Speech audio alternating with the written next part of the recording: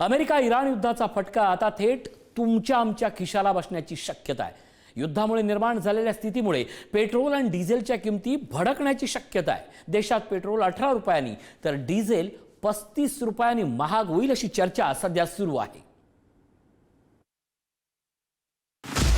देशात महागाईचा भडका उडण्याची शक्यता। पेट्रोल 18 रुपयांनी, डिझेल 35 रुपयांनी महागणार। पश्चिम आशियातील युद्धाचा तेल कंपन्यांना मोठा फटका। 5 राज्यांमधील निवडणुकांनंतर दरवाढीचा दणका।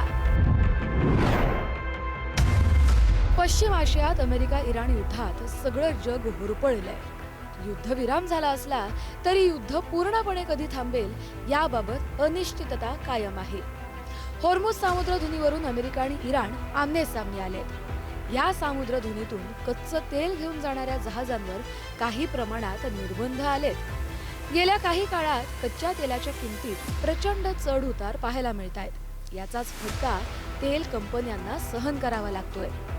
कच्च्या तेलाच्या दरात चढ उतार होत असली तरी केंद्र सरकारनं एक्साइज ड्युटी कमी करण्याचा निर्णय घेत याचा फटका थेट सर्वसामान्यांना बसू नये यासाठी आतापर्यंत काळजी घेतली आहे। मात्र परिस्थिती अशीच राहिली तर कच्च्या तेलाचे भाव आणखी वाढले तर देशात इंधनाचे दर महागण्याची शक्यता आहे।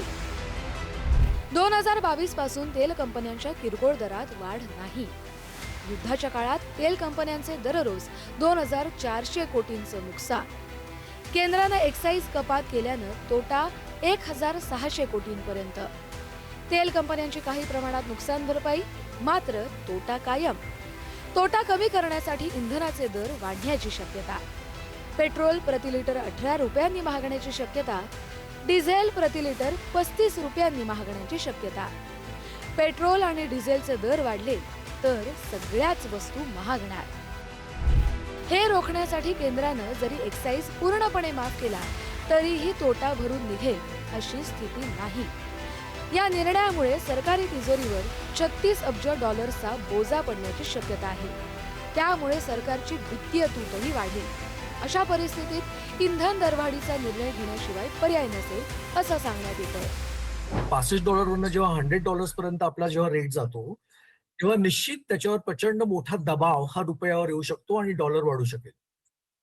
त्यामुळे रुपया कमजोर होईल आणि ह्या सगळ्याचा एकत्रित परिणाम म्हणजे आर्थिक आपली जी जीडीपी ग्रोथ म्हणतो आपण ज्याला, ती त्याच्यावर इम्पॅक्ट होईल आणि त्यामुळे आर्थिक वाढ मंदावेल। आता हे सुरळीत करण्याकरता रिझर्व्ह बँक काय करेल तर कदाचित रेपो रेटामध्ये वाढ करू शकते। जी आता 5.25% आहे तो 5.5% किंवा 5.6% आगामी काळात होऊ शकतो। जर रेपो रेट वाढला तर सगळ्यांचा ईएमआय वाढेल, मग ईएमआय म्हणजे व्याजदर वाढेल, म्हणजे पुन्हा महागाई वाढेल। युद्ध सुरू झाल्यापासून गेल्या महिनाभराच्या काळात कच्च्या तेलाचे दर $75 प्रति बॅरल वरून $100-120 प्रति बॅरल पर्यंत पोहोचले। तेल कंपन्यांना होत असलेल्या तोट्यामुळेच शेअर बाजारातील त्यांची पतही घसरणीला लागली आहे। अशा स्थितीत इंधन दरवाढीचा निर्णय घेतल्यास त्याचा मोठा फटका देशवासियांना बसण्याची शक्यता आहे। वाढते इंधनाचे दर 2 वर्ष तसेच राहण्याची शक्यता असून जागतिक अर्थव्यवस्थेत मंदी येईल असा इशारा आंतरराष्ट्रीय नाणेनिधी संस्थेनंही दिलाय। युद्ध सुरू राहिल्यास तेल, वायू, अन्नधान्य दरात मोठी वाढ। इंधन दरवाढ 2 वर्ष तशीच राहण्याची शक्यता। कोरोना काळासारखी आर्थिक स्थिती जगात येईल। कच्च्या तेलांच्या दरवाढीमुळे जागतिक अर्थव्यवस्थेची वाढ खुंटेल। 2027 मध्ये चलनवाढीचा दर 6% होण्याचा अंदाज। अनेक देशात बेरोजगारी, अन्न टंचाईचंही संकट। इंधनाचे दर वाढल्यानं महागाई अनियंत्रित होईल। अशा स्थितीत मध्यवर्ती बँकांना व्याजदरात वाढ करावी लागण्याचीही शक्यता आहे। याचा थेट परिणाम गृह कर्जांसह इतर कर्जांचे हप्तेही वाढण्याची शक्यता आहे। युद्धाचा थेट परिणाम भारतात दिसण्यास सुरुवात झाली आहे। अनेक उद्योगांना याचा फटका बसला आहेच।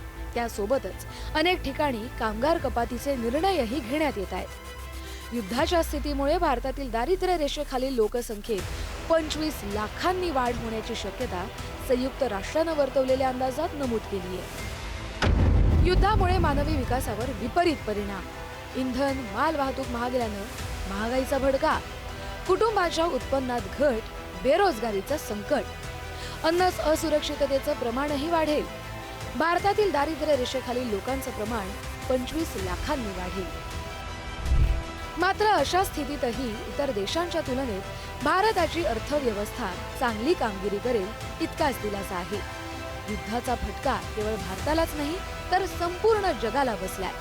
या आर्थिक संकटातून बाहेर पडण्यासाठी युद्ध थांबल्यानंतरही काही वर्ष वाट पाहावी लागेल. ब्युरो रिपोर्ट, पुढारी न्यूज, मुंबई.